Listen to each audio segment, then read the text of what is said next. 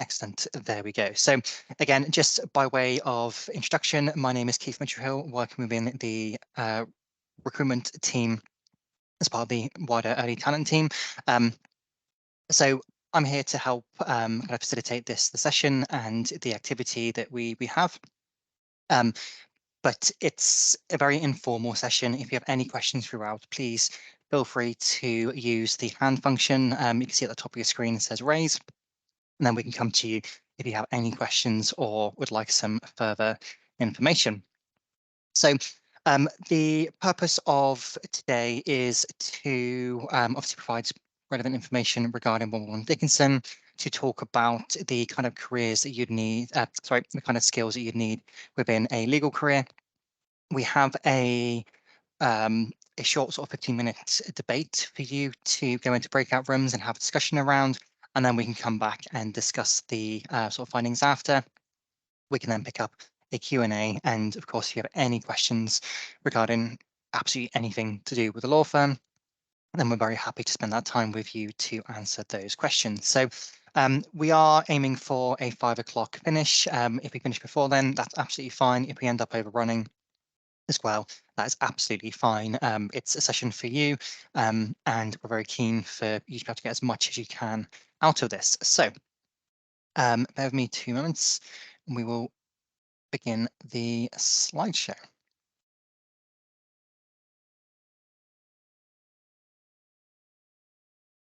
Excellent. So hopefully you can see my screen there. So we are going to be sort of just giving some information around who we are. I'm sure you have some awareness around us already, which is going to lead you here, but hopefully we can offer some a bit more information about sort of our locations and things like that that can further your knowledge of us. We then will talk about work experience opportunities and the various sort of access to those that we have. Then we can go through, I think that's when Charlotte will be picking up and talking through the transferable skills for employment.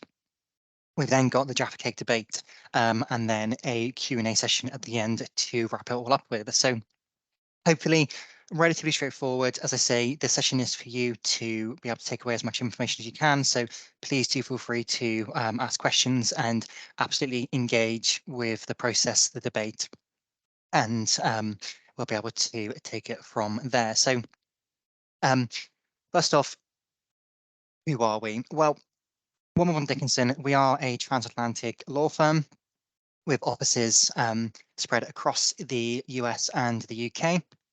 You can see with our offices, we tend to be located kind of around the east and the west coast of America. We also have an office down here in Texas. Now, it's a really interesting one, that office. Obviously, with Texas, the access to land, the heat, they are very clued up with their renewable energies. So it's a great way for us to have our finger on the pulse as to what's happening in the renewable energy space. So that's why that office is there. And again, across the UK, as far north as Edinburgh, as far south as Plymouth, and sort of various offices across the country there. So we do have quite a wide spread kind of geographically, which is fantastic because it means that we get a wide variety of clients. We're able to work with them very closely within their sort of hubs and locations, which again just helps build that client relationship. Very easy for them to be able to come to us in person if they have any questions. They want to meet with members of the teams that are working on their matters. So it's great to have such a presence based in London as well as the regions. And the wonderful thing is, although we have got a London office, we are not a London-centric firm. We get high level of work coming to all of our offices. So the way that works is that it's very much around sort of capacity within the team. So just because you might be based in Plymouth, it doesn't mean that you don't have access to the same level of high quality work and opportunities that others get in the other offices. So do bear that in mind when you are thinking about making applications in your sort of own geographic location. I know there is quite a draw to London in terms of sort of the salaries and sort of the bright lights of the city, but bear in mind, obviously, with the higher salary comes a much higher cost of living rate. And as I said before, it doesn't guarantee you access to that high level of work. You can have access to that across all of the offices. So do bear that in mind when you are thinking about your future and where you want to be based. Um, and as I say, we have a variety of clients from banks to National Trust, um, and obviously a lot of retail businesses as well. So it's wonderful we are able to have such a wide scope of work that we are involved with. And the cross collaboration of the offices of the teams means that your work will always be varied. And even if you are just sort of part of a real estate team, that doesn't mean that you're not going to be working closely with the corporate and commercial teams if they need that support with anything they're working with. So um, it allows for a really interesting career. It means you can keep being challenged throughout your career, which is wonderful. And it also means that even though you are going into a specialism, actually there is so much wider scope for you to sort of continue growing and learning, and that continuous development, which is really important in a career in law, not only for your own sort of personal knowledge and career, but also for your own personal growth and development and personal satisfaction as well, because we all want to be happy in the roles that we are doing. So these things are very valuable and very important to us.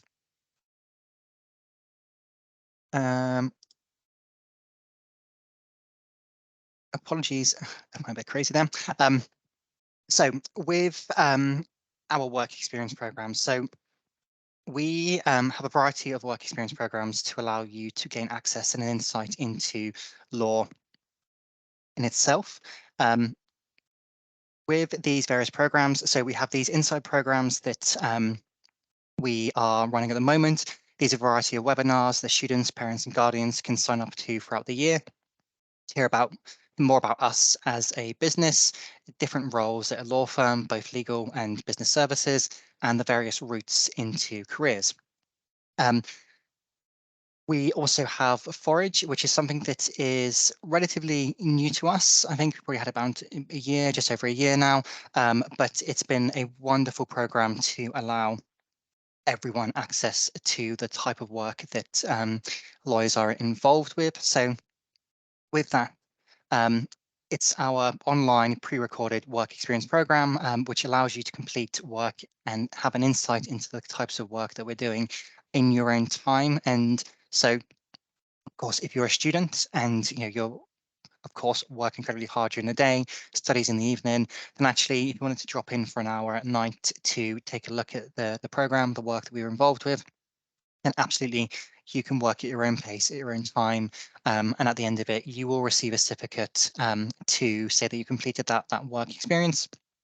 And of course, you're very welcome to put that onto your CV, um, and really highlight kind of the work you've been able to get involved with. The program involves 4 tasks to complete and takes on average around 4.5 hours. But you can break it down into modules or you can complete it all together. That's entirely up to you. And this is the real benefit of it. It's the flexibility around your own life in your own sort of learning and development. Um, so the tasks look at roles in law firm, writing a personal statement, amending a commercial contract, preparing a business development pitch. Um, and it's open to sort of anyone essentially, sort of key stage 5 A level and above. And I do believe that if you have a sort of a student-based email address, then the program is completely free for you to be able to get involved with, sign up for. So of course we've got the various opportunities there, but there's lots of opportunities from multiple different sectors as well. So it's a fantastic program and one that absolutely you should be looking at and getting into. And then finally, we have our summer program. Now, the summer program is a 4-day live virtual experience program, and that includes an introduction to WBD, our sort of careers process, and also the recruitment process. You will be able to develop a variety of skills on the workshops, and you also have the opportunity to work closely with a mix of legal teams across the firm. Um, so With that, the way it'll work is you'll work in your groups during each day with sort of skill-based tasks in the morning and team tasks in the afternoon. So it's a wide variety of work that you'll be involved with, some group-based, some individual. And again, just a great opportunity to further understand what is involved, because what you can take away from that is understanding the kind of the key skills that you utilize, and then you've got the benefit of being able to go away, sort of become self-aware of those, start developing them, um, start recognizing as and when you are using them, and that will absolutely really just boost your applications when you are able to talk about those kind of skill sets, and most importantly, those transferable skills that you can bring into a law firm. If you can gain transferable skills in whatever role you're doing, it's very much having the self-awareness to be mindful as to when they will be useful and available.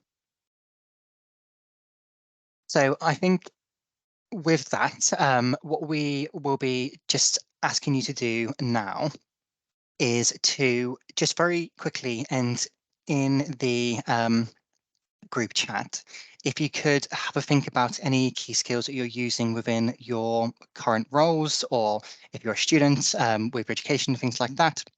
And it would be great to see if you could just put into the chat some of the skill sets you think are vital for your experience. So I'll give you about a minute for that. Excellent. We've got some coming through, which is fantastic.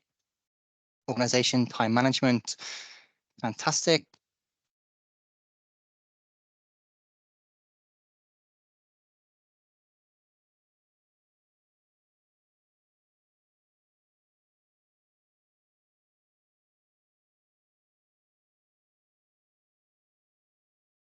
Excellent communication, critical thinking, attention to detail, wonderful. And it's that awareness is a really important piece, and teamwork, excellent. So these things are very valuable to be successful within your role. And absolutely, these can be transferred across to a legal career. And then we've got leadership as well there, which is fantastic. Just see, Patricia, just let you get your response there, and then we can pass across to Charlotte. Thanks, Keith. Should we go on to Excellent. the next slide? Yes. Next slide, Just please. Love saying that. Makes me feel so important. wonderful. Fantastic. Thank you. So thank you so much for all putting your skills in the chat. They are all brilliant, and there's actually some kind of unique ones there as well that I guess don't come up very often. So that's great. So we kind of split skills into two categories when sort of organizations think about what skills they need from a variety of different roles in the company, and they're usually split between what we call soft skills and hard skills. So I'm talking about soft skills first because actually that's pretty much what you've all written down there. So these are skills linked to your attributes and your character. So for example, they are more things that you show through the tasks that you do, and they're quite general, and you can use a multitude of different sort of soft skills on different tasks and experiences. Whereas hard skills are something that's sort of proven or quantifiable. It's usually how I like to think of it, because it makes more sense in my head, is either you have it or you don't, and usually it's something that has a level set to it. So for example, it could be your grades that you have, or a qualification that you have, a second language that you can speak, or perhaps, like it says here, driving a car. So those are skills that maybe people don't think about as often, but actually if you were filling out a CV or going for an interview, those sort of hard skills are just as important to talk about. So it's very much a case of when you're sort of, employers are looking at you, they're looking at both of those things. So that's the difference between soft skills and hard skills. Should we go to the next one?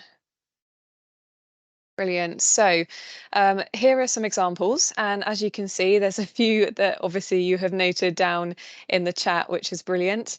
But these skills are usually the most common skills that we talk about in terms of employability, and that we look for a variety of different roles in our organisation.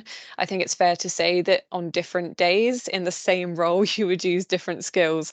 However, on sort of for us on job adverts, experience and things like that, you will quite often notice that skills are listed in terms of what they're looking for, especially with soft skills. At some point in your life, you're very likely to have demonstrated quite a few of these soft skills. And so it's just looking at what companies want and working out where it is that you've already sort of showcased that skill. So we're going to do a little bit of that in a minute. But before we do that, I just want you to sort of have a look at that list. And again, using the chat box, which one to you do you think is the most important? I think they're all equally as important as each other, but for you, which particular skill stands out?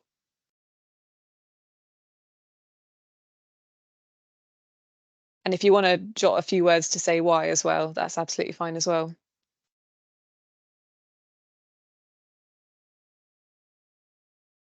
Okay, we got patience. I like that. Yes, definitely needed on certain days. Keith is nodding. Team player, yeah, listening, leadership. Yeah.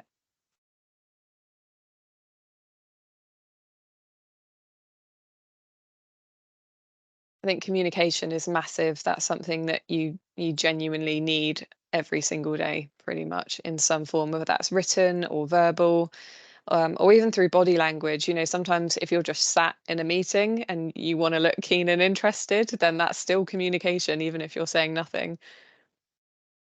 Yeah, you can't work effectively if you have difficulty communicating opinions or facts to others. Yeah, 100% agree. I still see a few people typing, so I will give you another minute to do that.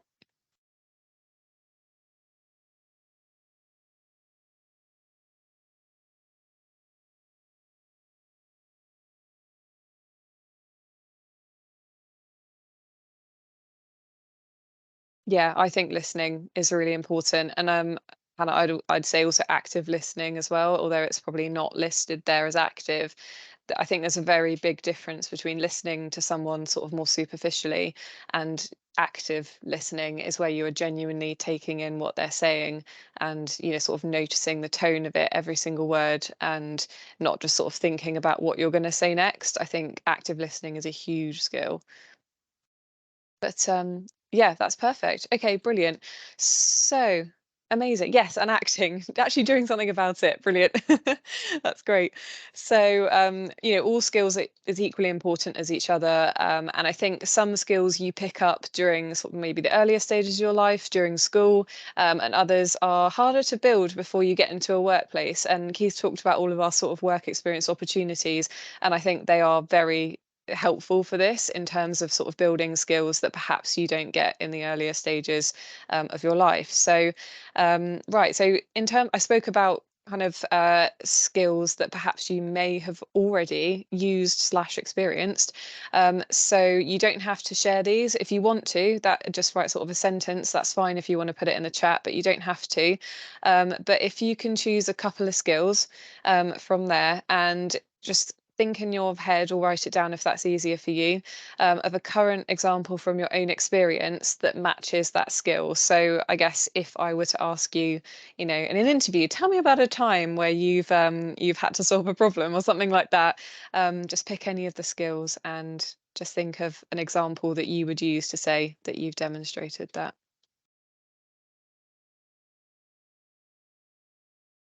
And if anyone is brave enough to note a sentence in the chat, fair enough, but you don't have to.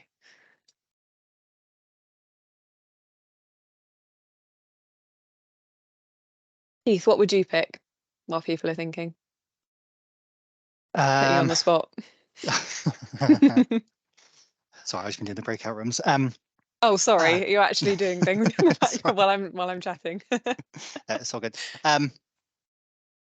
For me, I think an important one would be communication skills, because I think being able to really relay um, your thoughts and opinions, and quite often you're going to be speaking to a lot of people who haven't got the same level of knowledge as you. So being able to communicate in a way that they can understand and interpret that information is vital to ensure kind of efficiency and work can be completed. And especially in a client relationship, if we're delivering advice to the client, it's vital they understand it, because if they go ahead and do something wrong, and they turn around and say, well, this is what you asked me to do, then there's clearly a breakdown in communication there that's led to an error, and obviously, they're going to start pointing the fingers at us, and that's what we don't want. So something that is absolutely important to your everyday working life, but also the client relationship there.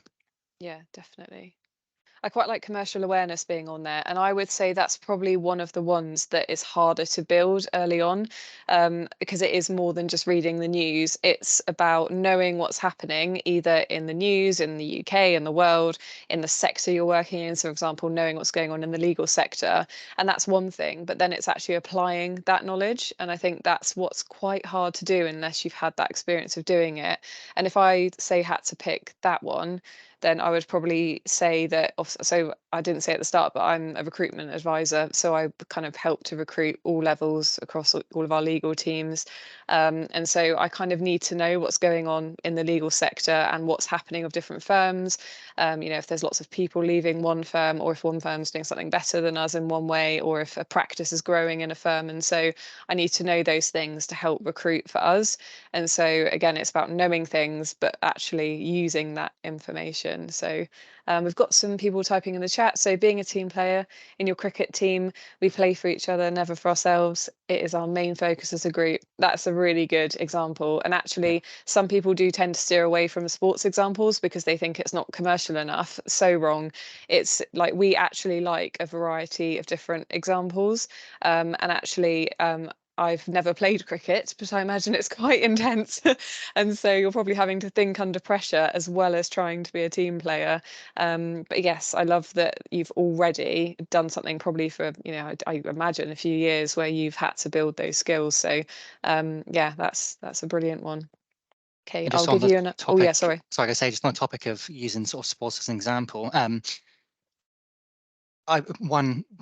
one application that's always stood out to me over the years is someone spoke about being about leadership and the importance of it as a team captain for their football team.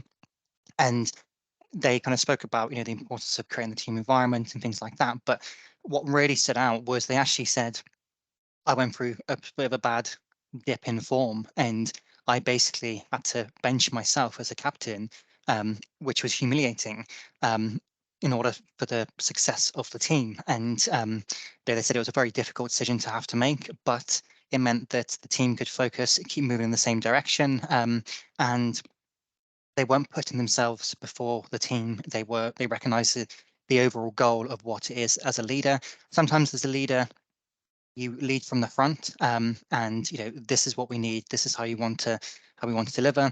But then other times as a leader, you lead from the back, you push people forward, you keep driving that those aims and those goals for people to work within. So absolutely, it's that reflection and self-awareness to be able to bring forward from those experiences.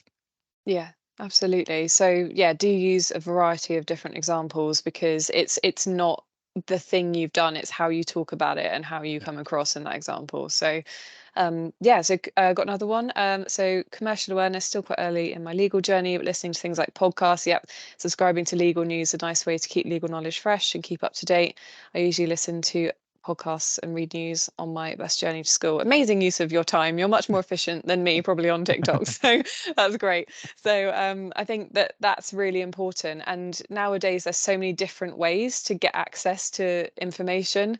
Gone are the days we need a newspaper. You can listen to podcasts, even on social media. Like I use Instagram for some news. I think everyone follows Simple Politics on Instagram, but such a useful news source, and it's on social media. So and it's just easy absorption of information in small bites, and that's how I prefer to kind of intake stuff. So yeah, I would very much say that podcasts are a great way because yeah, as you said, you can do stuff while you're listening, so that's perfect. And yeah, a really good one for an interview if they ask you how you keep up to date on things. So yeah, that's it. So obviously you see on the slide, the second point, sorry, penultimate point on there is negotiation. So I'm going to hand back to Keith for what I have run this a few times and I adore it. So hopefully you will enjoy it too, but I will let Keith introduce the next section. fantastic. Thank you ever so much for that, Charlotte. Really, No really worries. appreciate it. um so yes, we have our debate, which is the Jaffa Cakes debate. Now, this is a wonderful debate to have, actually, because there's all manner of different aspects involved. And what we will be doing is we will split you into two groups, I think just under 8 people each. And because with the limited numbers, we'll put you into two groups, and each of those groups will have a member of staff with you in there as well to help with that. But the purpose of this is for you to develop your skills in constructing an argument, so you've been able to identify the points that you want to make and how you actually deliver those points. Being mindful about the teamwork aspect. Everyone's got opinions. You want to be listening to those, absorbing some information. But if you need to push back, how do you push back? The kind of the respect for each other. And yeah, the communication is very much sort of being able to deliver that, and really verbally put that forward. So we are going to have a look at some of the sort of core information around this before we move into your groups. So are Jaffa Cakes really cakes? Now, in the UK, value-added tax (VAT) is payable on essentially chocolate-covered biscuits, but not on chocolate-covered cakes. And this is where the kind of the definition and the debate has come from. The well-known Jaffa cake was then the subject of discussion when McVitie's had to argue that the Jaffa cake was in fact a cake and not a biscuit. Jaffa cakes have always been classed as a cake, so what this meant is McVitie's didn't pay much tax on their product. So it's obviously something that was quite important for them to have it verified as what they consider, because it's going to have a huge cost implication on either the sort of the customer end or them as a business. So what ended up happening was they ended up in court with sort of the opposition with HMRC, defending the identity of the Jaffa cake as a cake and not a biscuit. So for McVitie's, there was a very important issue, because if Jaffa cakes were found to be a biscuit, then the Jaffa cake would go up in price and be more expensive in stores, which would ultimately, I guess, move it out of its kind of unique sort of pricing points. And it's not what they want to be doing as a business. So we will be asking you to, in your groups, to have a debate about this and to kind of consider all the aspects that you think go into whether the Jaffa cake is a cake or a biscuit. So what we will do is we'll get you into your groups. We'll give you around sort of 15 minutes in your group to discuss. And what we would like you to do is, as a group, either trying to agree that, yes, the Jaffa cake is a cake, or no, we believe the Jaffa cake is considered a biscuit. And we would like a group consensus on that. So what we'd like to do is for you to consider the product's name and ingredients, the product's texture and structure, the size of the product, and how the product is managed and marketed. So after that 15 minutes, we'll bring you back into this main group. And then what we would like is if one person from the group could basically bring forward what is their viewpoint, what are the points that have led to this, what evidence you have to demonstrate this, and then what is the conclusion. So we do have the answer at the end to be able to discuss with you, but we would love for you to be able to kind of just have this discussion, have this debate in your groups, so that you can hopefully come to a group consensus. Sorry, have I just seen Jada, have you got your hand up? You have a question? It's just that my chat function doesn't work because like I can't see any of the chats and I also can't send any messages either. So Okay, that's fine. So you won't need the chat function for this. In the breakout rooms, you can all just have a conversation together. Would advise having the cameras on so that you can see each other. But absolutely, you wouldn't need to worry about the chat for the rest of it. So hopefully that shouldn't be a problem for you, if that's okay. okay, thank you. Excellent. That's absolutely fine. And also what we want to say is with the recordings, you won't be recorded in your breakout room. So please don't worry about that. Absolutely have your conversations, have the discussions, and then obviously when we come back in, we'll have that sort of feedback from you. So what I have done is I've allocated people into rooms. So room 1 will have Abigail and Ellie in support with you to have any discussions, to drive the conversation. And then room 2, you will have Matt Brooks and Lauren Hall with you as well, to help drive that conversation. Charlotte, you're very welcome to drop off if you are happy to. Thank you so much again for your time and support. That's really appreciated. No worries. Enjoy, everyone. Wonderful. So just before I move you into your rooms, does anyone have any questions around any of that? Like I say, it's just an informal debate, just to sort of consider the construction of the arguments. I think about sort of the key points, the proofs you have to back up your opinions, your examples, and things like that. And then hopefully it should be a really, really good discussion. So there will be 2 rooms. As mentioned, Abigail and Ellie will be supporting room 1, and then Matt and Lauren will be supporting room 2. So that's all okay.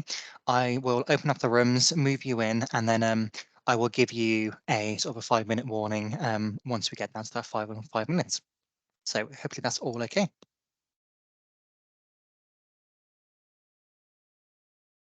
Welcome back, everyone. We'll just wait for the others to come through.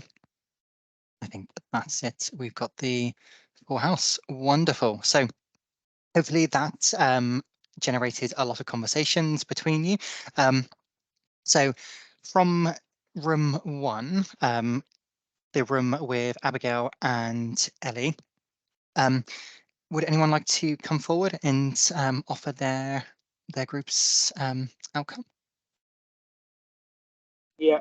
So we thought as a group that unanimously that a Jaffa cake we would see it as a cake. Okay.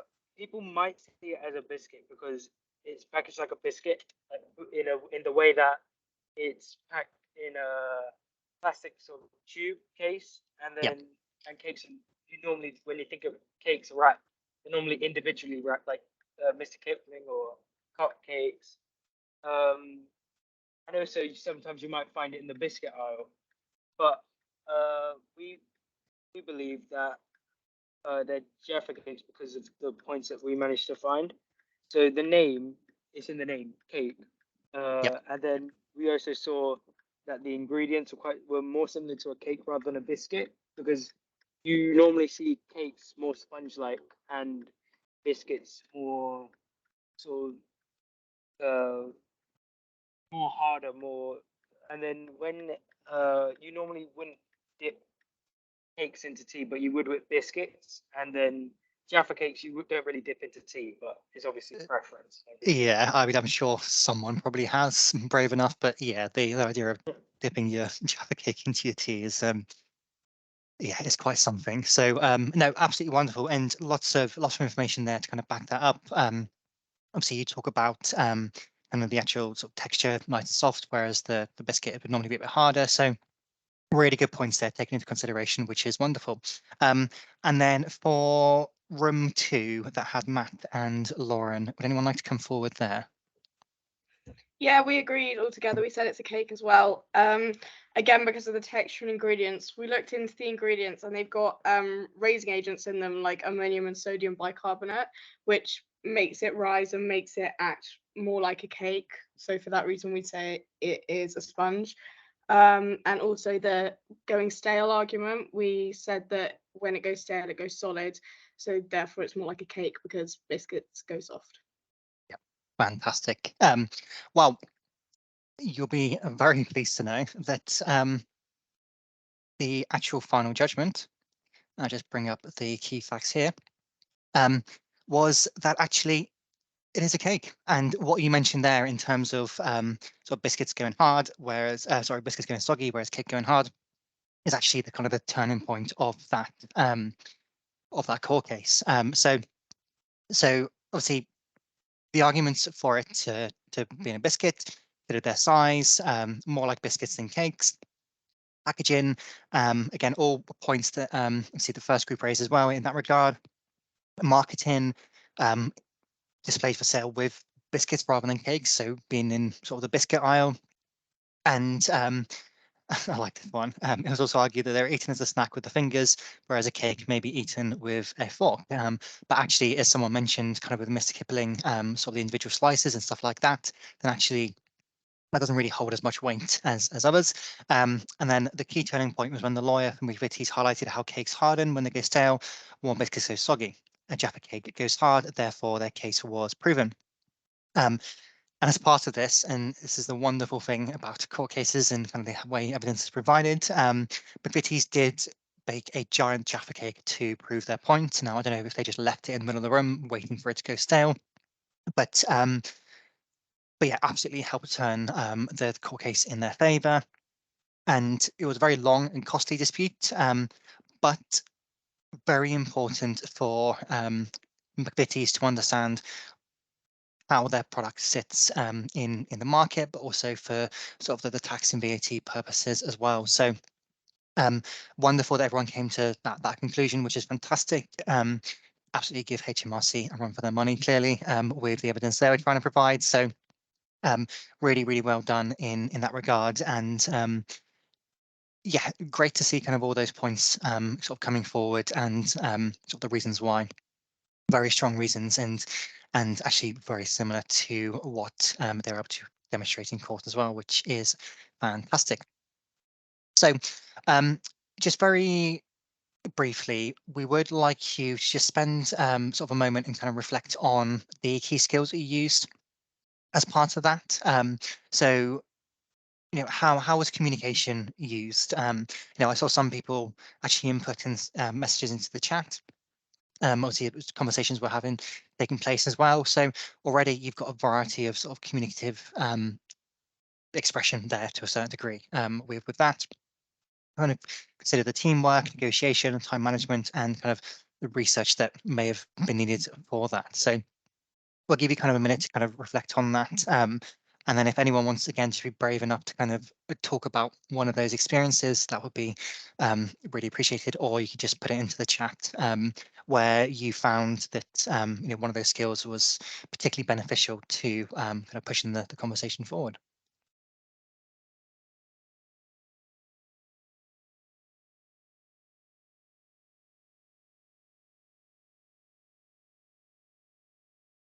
Excellent, see people type in.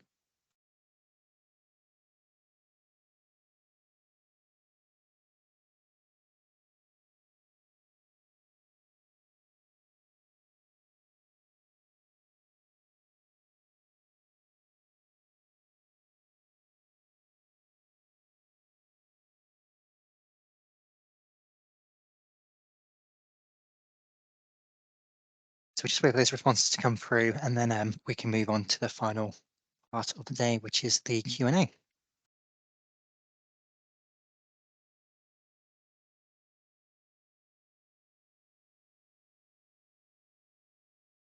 Excellent communication. Once one person starts the conversation, much easier for the rest of us to get involved. And it's one of those things. Someone also needs to break down the floodgates to allow those conversations to take place. I think sometimes maybe people could be a bit nervous about being the first one to speak in a group or anything like that. So absolutely, it can really, if you're that person that's kind of brave enough to take those first steps, then automatically you start drawing people in. And again, that's the power of communication. By opening yourself up, people are willing to kind of step in and also sort of open themselves up and have those discussions. And response there, communication and teamwork, definitely two very important skills needed in our group. Making sure everyone's opinions were voiced and listening to each response carefully was significant. And that's absolutely fantastic. Again, especially on the teamwork and allowing everyone to feel valued and to have an input into the conversation. Otherwise, why have them there? Why work in a team? Why take the benefits of teamwork? So really good points made there from both of you. So thank you ever so much for that. And it's just that kind of reflection of how and why was that skill useful? How's it allowed me to be successful? By being able to be mindful of that through training contract applications, through apprentice positions, and even just sort of CVs and in general applications for jobs, but for anything, having that mindfulness to understand how those skill sets have benefited you, absolutely will allow you to be successful. So thank you ever so much for that and your engagement with the debate piece. That's really, really appreciated. So I do appreciate we have hit 5 o'clock, but if we could maybe spend sort of 5-10 minutes, if people do have any questions. Abby, Matt, Lauren, Ellie, would you like to kind of come on to screen, do a very brief introduction, and then we can see if there's any questions there for you? Yeah, of course. Should I go first? Yeah, go for it. Hi, so my name's Ellie, and I'm a 6-year solicitor apprentice with Womble Bond Dickinson in the Newcastle office. I've currently been sat in the leasehold disputes team, the agricultural team, the commercial disputes team, and the property litigation team. And then I did a short secondment also with one of our client banks. Thank you. Lauren, you next. Hi, I'm Lauren. I am a 4th-year solicitor apprentice and I'm in the Bristol office. I sit in the planning team and have done so for the last 4 years, and I'll begin rotating teams in September. Awesome, thank you. Matt. Hi everyone, so I'm Matt. I'm a 2nd-year trainee in my final seat. I'm currently in the Newcastle office. I'm currently sat with the charities team, and before that I did seats with the construction team, a secondment with one of our commercial clients, and my first seat was in the planning team with Lauren back in the day. Fantastic, thank you. And finally, Abigail. You're on mute, sorry. Always get that wrong. So yeah, I'm Abigail and I'm in the Newcastle office. I'm in the residential team, and then within that I'm in the residential development team. And I've been in the team for nearly 2 full years. So I'll start 3rd year in September. I've got another 2 years to do in Resi, and then I'll move on and do the rotations after that. Wonderful, fantastic, thank you ever so much. So we have a wide range of experience here to draw upon. So if anyone does have any questions, please feel free to stick your hand up or come onto camera, and we'll be very happy to put those questions to. Excellent. Dylan, would you like to go ahead? Yeah, so this is directed to anyone, but I don't know, but if you've done more than one, what has been your favorite part about your legal career so far? Very good question. Who would like to tackle that one first?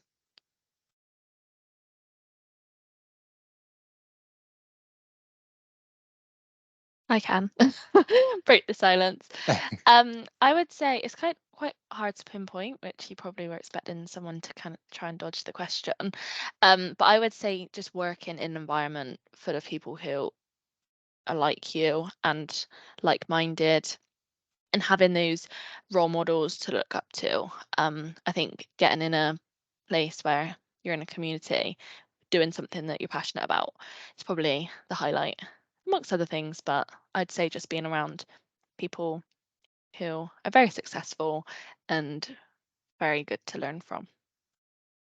Yeah, I would probably also add with like Womble specifically, the opportunities that you get, whether it be an apprentice or a trainee, with the kind of size of the firm, there's a lot of opportunities to say do secondment. So obviously myself and Matt have now both done secondment with clients, which not all other firms you get that kind of opportunity to be first hand with a client.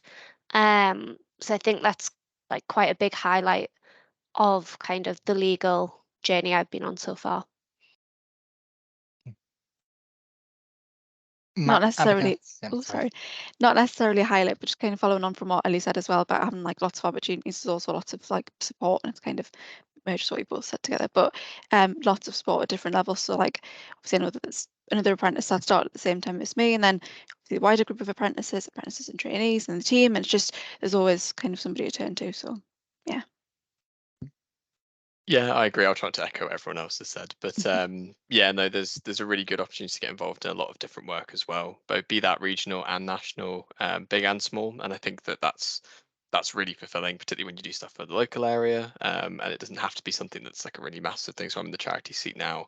We do some work for really small local charities, and just some of the output that you get from that, and it's really important work that feels like you're actually having an impact, and that goes all the way up to national stuff as well. So very varied, which is a very good part of being in the firm.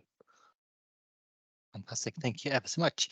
Next question we have then is from, is it Patricia? Hello, yes. Would you suggest to take an apprenticeship route or a university route, and what are the benefits and differences between the two? So, I mean, from my perspective as a recruiter, I think it's very personal to you, to be completely honest. It's very different routes. Obviously, the benefits of kind of the apprenticeship means that you get to kind of learn on the job. You also get paid for sort of your time there, as opposed to kind of racking up that debt with university.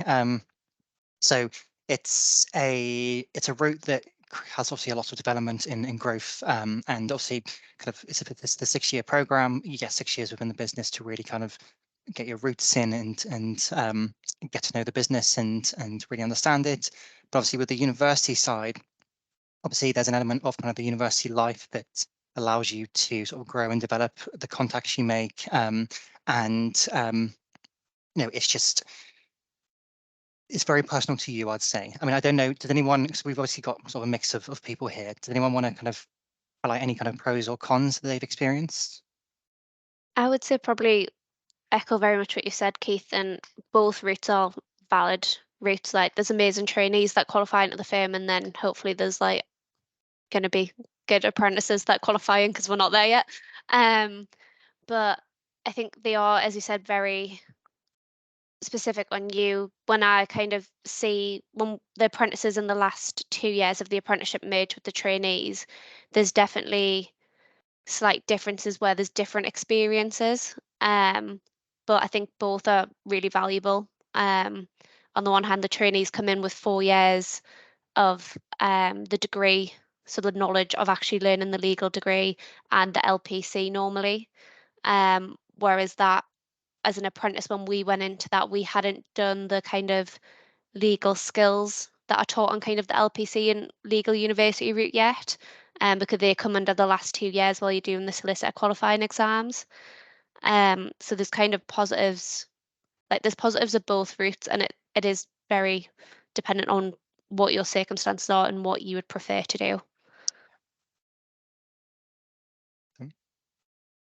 Anyone else have anything to add, or should we move on to the next question? That's all good.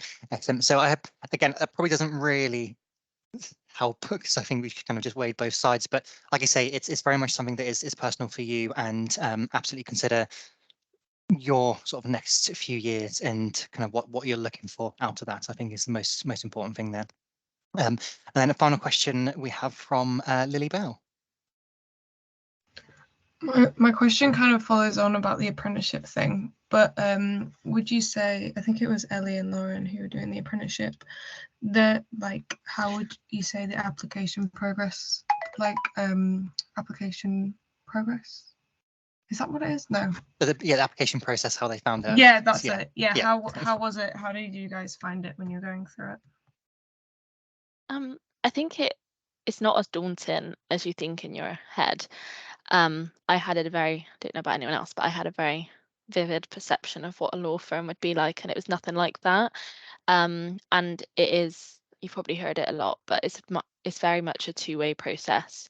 There's lots of, I don't know how much you know about it, so sorry if I'm kind of repeating, but within it you do work placement. So you actually go into the business and you work for 2 to 3 days, and you work within teams. And I think that's really valuable for you as well, because you get to think, oh, okay, this is actually what it's like.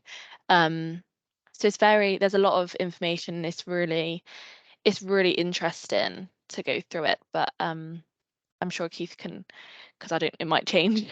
It might have changed since I've done it, but it sounds long, but don't think of it as a long test. It's kind of like a process to see whether it's right for you or so. Yeah, absolutely. And that's it. It's although yes, the process may take a long time, it's still maybe sort of only 3 or 4 kind of assessment processes, and that includes sort of application form, assessment day, and then sort of the placement that obviously Lauren kind of referenced there as well. So we're very mindful that it's a long kind of duration of process, but as Lauren mentioned, it's actually kind of, you go through a process, you wait for the results. If successful, you go through the next stage. If successful, you then go through the next stage. So it's not like a year-long test where you have to be on edge and ready and winning at all times.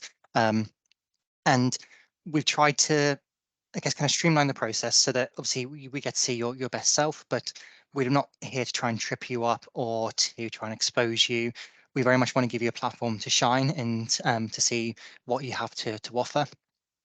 So we do try and set up the process like that so that hopefully you can feel comfortable to really deliver your best through each stage.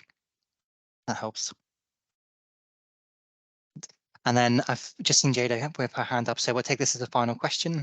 So Jada, would you like to ask your question of the group? I just wanted to know if, like, when you finish university and you're looking for like work in a law firm, does it matter like what university you went to, and like, do you need to have an LLB?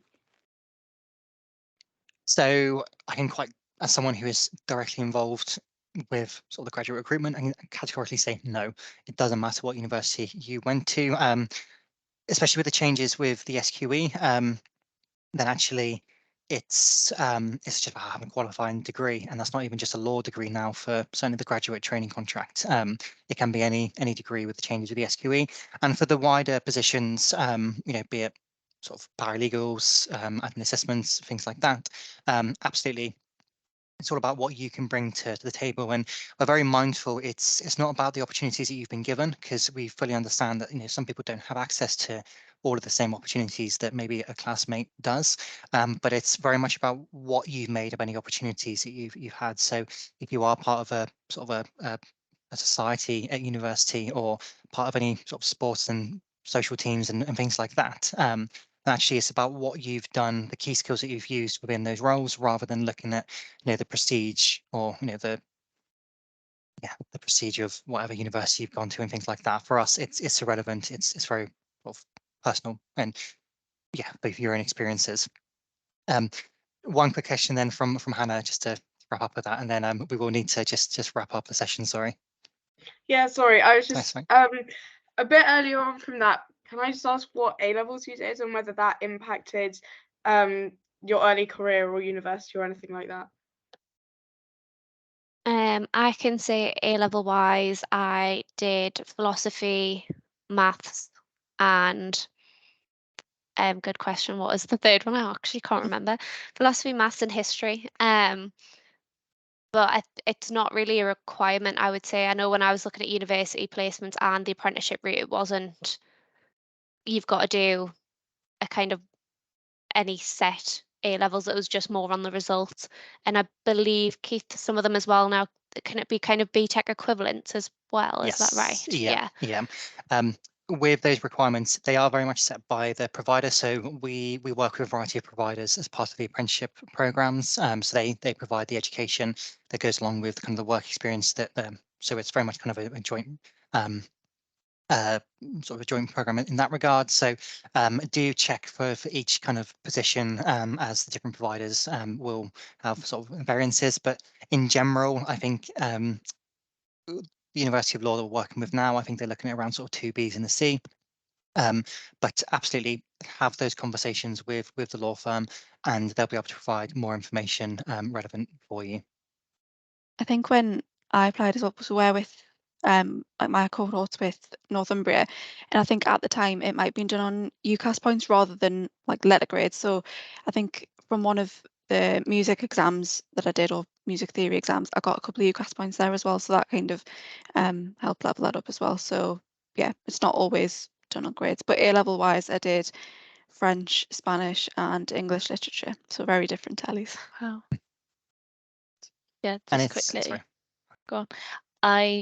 I did law, business, and psychology, and just I'm with you, law at the minute, and you don't need to have done law before if there's a module that you would have covered at A level, they give you a refresher course before starting it. So if you haven't done your A levels in law, don't worry about it. They'll Basically, help is the ease you point. in. Yeah, Yeah. that's it. Yeah, you're not going in blind. There will be support around you, and yeah, working at your pace to bring you up to sort of the level that you need. So with that, thank you ever so much, Matt, Abigail, Lauren, Ellie. Thank you so much for your time and support today. Really, really appreciated. And your help with the debate and the Q&A. That's absolutely fantastic. Everyone else, thank you so much for taking the time today to join us. I hope this session has been of use for you. If you bear with me a moment, I do have a short survey that we would like to ask you to complete. Obviously, these sessions are very much for you, and as part of that, we'd like to know kind of your feedback and sort of thoughts around around if there's anything else that we can do to sort of really improve and support that. So I just get the link to share with you. I'll get that into the chat function there. So if you do have a couple of minutes, if you could just quickly jump onto that feedback form, and then that will allow us to just get some feedback about sort of who's come in, what you've enjoyed, and then absolutely we can help to kind of keep developing the program, because the program is absolutely for you. So it's important that we are delivering at the right level, as well as relevant content for you as well. So once you've opened up that form, you're very welcome to kind of jump off. Apprentices, trainees, thank you so much for your time again today. You're very welcome to jump off, and then participants, like I say, you're very free to kind of jump off once you've filled in the form, or you've got it open on a desktop and you can complete it at a later point. That's absolutely fine. But thank you so much for your time today. Thanks, Keith. Thank Thanks, you. Keith. Yeah, Bye. thank you. Bye. Thank you. Thank you. Thank you.